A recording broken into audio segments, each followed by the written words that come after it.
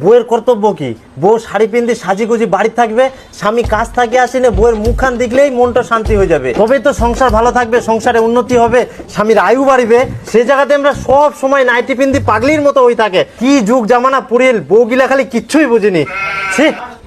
শোনো, মোর একটা শাড়ি লাগবে, অনেকদিন হয়ে গেল শাড়ি নেওয়া হয়নি। শাড়ি?